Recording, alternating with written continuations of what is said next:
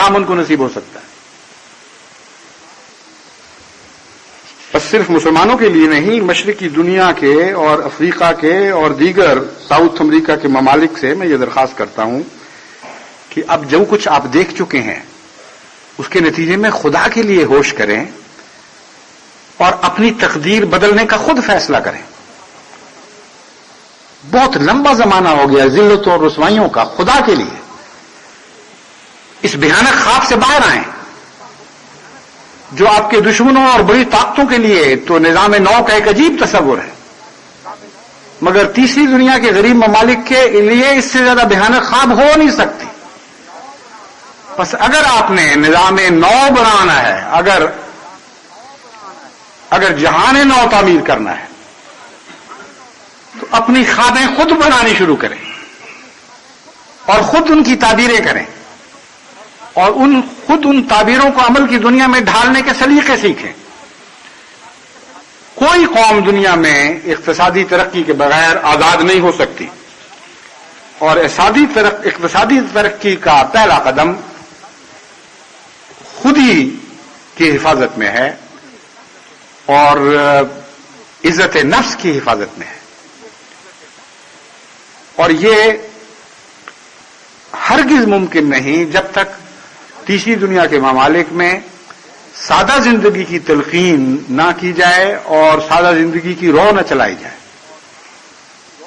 मुश्किल ये है कि वहां ऊंचे और नीचे तबके के दरमियान तफरीक बढ़ती जा रही है, जबकि जिन मुल्कों को आप सरमायादार ममालिक कहते हैं उनमें वो तफरीक कम होती जा रही है और तर्ज जिंदगी एक दूसरे के करीब आ रहे हैं।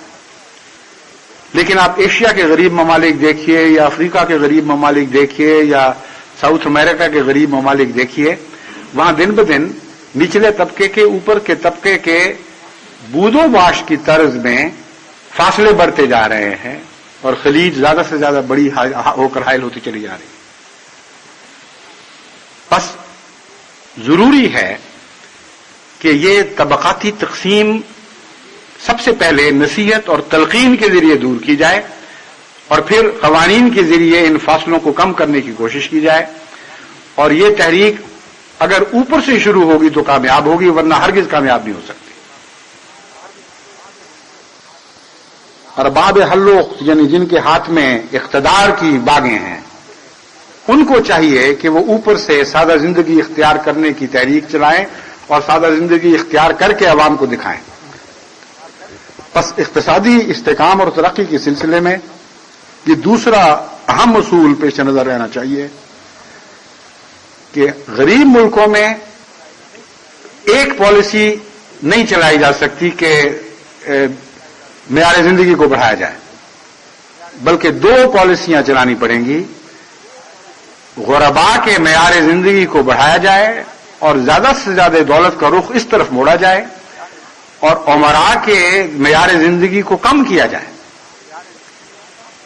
याद रखें ये नुक्ता एक बहुत ही गहरा नुक्ता है कि दौलत की गैर मुनसिफाना तकसीम से हरगिज इतने नुकसान नहीं पहुंचते जितने दौलत के गैर मुनसिफाना खर्च से पहुंचते हैं।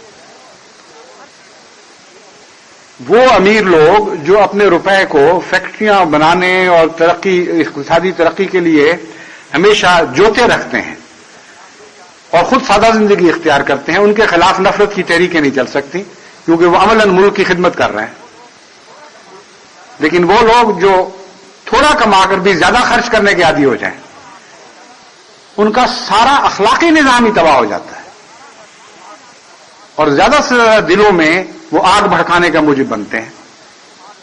बस अगर कारखानादार तो कम हैं और बड़े अमीर ताजिर भी कम हैं, लेकिन भारी अक्सरियत ऐसे तनाव पसंद मुल्कों की उन अफसरों पर मुश्तमिल होती है जो रिश्वत लेते हैं और रिश्वत को आम करते हैं, और उन सियासतदानों पर मुश्तमिल होती है जिनकी सियासत भी इस तरह खाई जाती है जिस तरह किसी चीज को कीड़ा खा जाता है।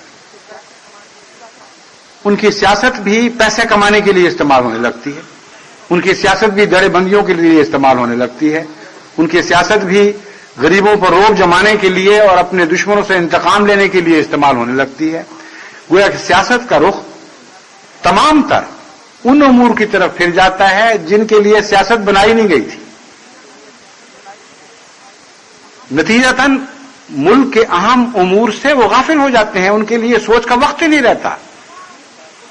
उनकी सोचें, उनकी राहें तमाम तर मुसलसल एक ही तरफ बहती रहती हैं कि किस तरह अपना नफूज कायम करें, किस तरह अपने दुश्मनों से बदले लें, किस तरह दौलत ज्यादा से ज्यादा इकट्ठी करें। ये चंद दिन की तो जिंदगी है सियासत की, कल पता नहीं क्या होने वाला है। जो कुछ कमाना है आज कमा लो, खा इज्जतें बेच दो, खा वो वोट बेचो, खा वोट खरीदो, हर चीज जायज करार दे दी जाए जब सियासत में, तो जो सियासतदान पैदा होंगे वो कौम के मफाद की हिफाजत कैसे कर सकते हैं। और इस सारे रुझान में सबसे जालिमाना किरदार मसनूई मेयार जिंदगी अदा करता है। जिन कौमों में अपनी इक्तिसादी तौफीक से बढ़कर अय्याशी के रुझान पैदा हो जाएं, वो कौमें भकारी भी बन जाती हैं, उनकी सियासत भी दावदार हो जाती है, उनकी इक्तिसादियात भी पारा पारा हो जाती है, उनका कुछ भी बाकी नहीं रहता। बस ये नसीहतें किन पर अमल करेंगी? कौन से कान होंगे जो इन नसीहतों को सुनेंगे? कौन से दिल होंगे जो इन नसीहतों को सुनकर हिजान पजीर होंगे और उनमें हरकत पैदा होगी? अगर तमाम तर सियासत और अखलाक और इक्तिसादियात की बुनियाद ही मुतज़लज़ल हो, अगर नजरियात बिगड़े हुए हों, अगर नीयतें गंदी हो चुकी हों, तो दुनिया में कोई सही नसीहत किसी पर अमल नहीं कर सकते, किसी नेक अमल नहीं दिखा सकते। इसलिए जिस तरह मैंने गैर कौमों को नसीहत की है कि खुदा के लिए अपनी नीयतों की हिफाजत करो, तुम्हारी नीयतों में शैतान और भेड़िए शामिल हैं और दुनिया की हलाकत का फैसला तुम्हारी नीयतें करती हैं। तुम्हारी सियासी चालाकियां तुम्हारी नीयतों पर गालिब नहीं आ सकती, बल्कि उनकी मुमद हो जाया करती हैं। इसी तरह मैं मुसलमान मुल्कों और तीसरी दुनिया के मुल्कों को नसीहत करता हूं कि खुदा के लिए अपनी नीयतों को टटोलो।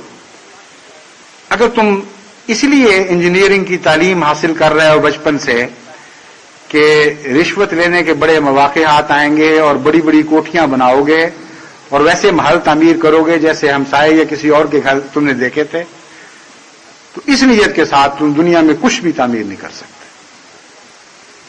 अगर इसलिए डॉक्टर बनना चाहते हो कि ज्यादा से ज्यादा रुपया इकट्ठा कर अपने लिए सोने के अंबार बनाओगे और बड़े बड़े अजीमुशान अस्पताल तामीर करोगे और ज्यादा से ज्यादा रुपया खींचते चले जाओगे और अपनी औलाद के लिए दौलतों के खजाने पीछे छोड़ जाओगे, तो फिर तुम खुद बीमार हो। Physician heal thyself. ऐसे डॉक्टर बनने से बेहतर है कि तुम खुद मर जाओ, क्योंकि जो कौम की फलाह और बहबूद के लिए इल्म तिब नहीं सीखता, उसके इल्म तिब में कोई बरकत नहीं होती। बस अगर सियासतदान बनने के वक्त तुमने ये ख्वाबें देखी थी, उससे पहले ये ख्वाबें देखी थी कि जिस तरह फ्रांस सियासतदान ने इख्तिदार हासिल किया, इससे पहले 2 कौड़ी का चपरासी या थानेदार था या कुछ और महकमे का अफसर था, इस्तीफे दिए और सियासत में आया और फिर इस तरह करोड़पति बन गया और इतनी अजमत और जबरूत हासिल की। आओ हम भी उसके नमूने पे चले, आओ हम भी सियासत के जरिए वो सब कुछ हासिल करें। तो फिर तुमने सियासत की हलाकत का उसी दिन फैसला कर लिया। और तुम अगर किसी कौम के रहनुमा हुए तो तुम पर यह मिसाल सादिक आएगी कि वह इज़ा कानल गुराब हादा कौमिन फयादिहिम तरीक़ल हालिकीना, कि देखो जब कभी भी कव्वे कौम की सरदारी किया करते हैं तो उनको हलाकत के रस्तों की तरफ ले जाते हैं। बस नियतों की इस्लाह करो और ये फैसले करो कि जो कुछ गुजर चुका, आइंदा से तुम कौम की सरदारी के हकूक अदा करोगे। सरदारी के हकूक उस तरह अदा करो जिस तरह हजरत मोहम्मद मुस्तफा सल्लल्लाहु अलैहि वसल्लम ने तमाम आलम की सरदारी के हक अदा किए थे। वही एक रास्ता है सरदारी के हक अदा करने का, उसके सिवा और कोई रास्ता नहीं। हज़रत उमर जब बिस्तर अलालत पर आखिरी घड़ियों तक पहुंचे और करीब था कि दम तोड़ दें, तो बड़ी बेचैनी और बेकरारी से ये दुआ कर रहे थे کہ اے خدا میری اگر کچھ نیکیاں ہیں تو بے شک ان کو چھوڑ دے، میں ان کے بدلے کوئی اجر طلب نہیں کرتا، مگر میری غلطیوں پہ پرسش نہ فرمانا، مجھ میں یہ طاقت نہیں کہ میں اپنی غلطیوں کا حساب دے سکوں۔ یہ وہ روح ہے جو اسلامی سیاست کی روح ہے۔ اس روح کی آج مسلمانوں کو بھی ضرورت ہے اور غیر مسلموں کو بھی ضرورت ہے۔ آج کے تمام مسائل کا حل یہ ہے کہ سیاست کی اس روح کو زندہ کر دو، مرتی ہوئی انسانیت زندہ ہو جائے، یہ روح زندہ رہی تو جنگوں پر موت آ جائے گی، لیکن اگر یہ روح مرنے دی گئی تو پھر جنگیں زندہ ہو گئی اور دنیا کی کوئی طاقت جنگوں کو موت کے گھاٹ اتار نہیں سکتی۔